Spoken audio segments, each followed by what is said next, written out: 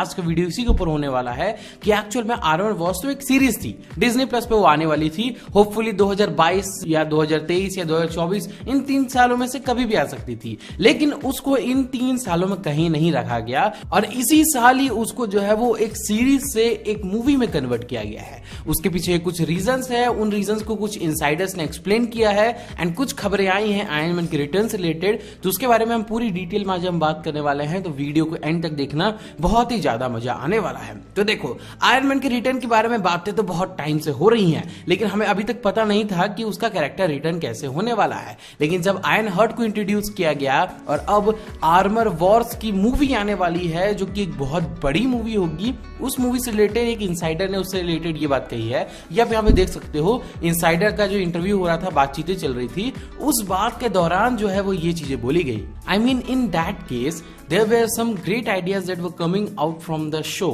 but that, to be quite honest, felt too big for the show.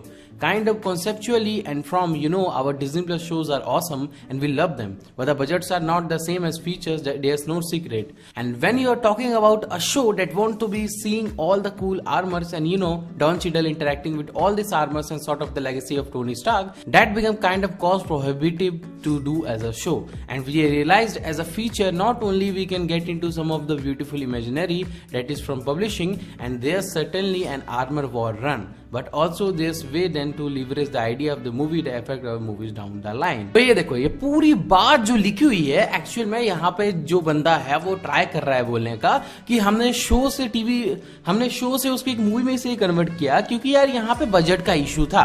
अब देखो, budget का issue कैसे हो सकता है? शी हल्क जो है वो एक्चुअल में आपको पता है एक सीजीआई कैरेक्टर थी, उसमें हमें हल्क भी दिखाया गया था। उसके अलावा मिस मार्वल जो है वो भी खतरनाक थी, जिसका बजट $200 मिलियन था। शी हल्क का बजट भी 200 से $250 मिलियन के आसपास था। ब्लैक पैंथर वकांडा फॉरएवर का बजट भी $250 मिलियन था। यानी कि ये टीवी शोज जो है, जो डिज्नी प्लस पर रिलीज होते हैं और जो मूवीज होती हैं, उनका बजट बिल्कुल सेम टू सेम होता है। तो फिर भी ये लोग ऐसा क्यों बोल रहे हैं कि हमें बजट की दिक्कत थी?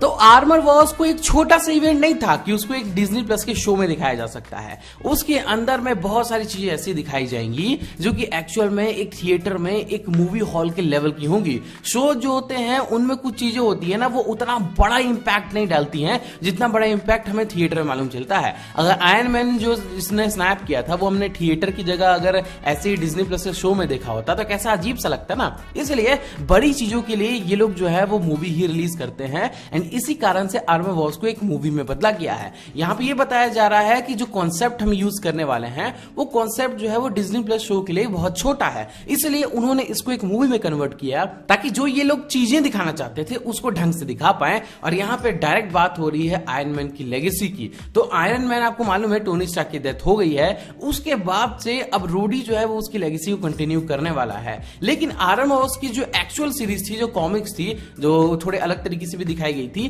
तो एक कॉमिक थी आयरन वॉर्स की, उसमें हमें ये दिखाया गया था कि किस तरह से जो है वो टोनी स्टार्क का टेक जो है वो चोरी हो जाता है और टोनी स्टार्क को ये रियलाइज होता है कि ये गलत हो रहा है। उसके बाद टोनी स्टार्क जो है वो अपना टेक बचाने की कोशिश करता है। वही सेम स्टोरी को कन्वर्ट करके रोडी की लाइफ स्टोरी दिखाई जा रही है। लेकिन आपको मालूम है सीक्रेट वॉर्स के अंदर में हमें जितने अभी तक मार्वल के आए गए जितने एक्टर्स थे, चाहे वो मार्वल सिनेमैटिक यूनिवर्स के एक्टर्स हो, चाहे वो एक्स-मैन के यूनिवर्स के एक्टर्स हो, चाहे वो किसी भी यूनिवर्स के एक्टर्स हो, वो सब के सब सीक्रेट वॉर्स मूवी के अंदर में जो कि 2025 या 2026 में आने वाली है उसमें रिटर्न करने वाले हैं। एंड ऐसा नहीं है कि रिटर्न करेंगे तो नॉर्मली रिटर्न करेंगे, एक बहुत बड़े लेवल पर रिटर्न करने वाले हैं। हाँ, परमानेंटली रिटर्न नहीं करेंगे, सिर्फ उसी मूवी के लिए आएंगे। कैमियो होगा क्योंकि मल्टीवर्स का सीन देखने को हमें मिलने वाला है ना, लेकिन हमें देखने को जरूर मिलेंगे। तो बहुत ज्यादा हाई चांसेस ये हैं कि जब दूसरे एक्टर्स वापस, जब ह्यूग जैकमैन जिनको लोगन जैसी मूवी दी गई थी वो डेडपूल 3 में वापस आ रहे हैं, तो फिर आखिरकार यहाँ पे आयरन मैन वापस क्यों नहीं आएगा? तो बहुत ज्यादा चांसेस हैं कि आर्मर वॉर्स की मूवी जो कि 2024 से 2025 में आने वाली है,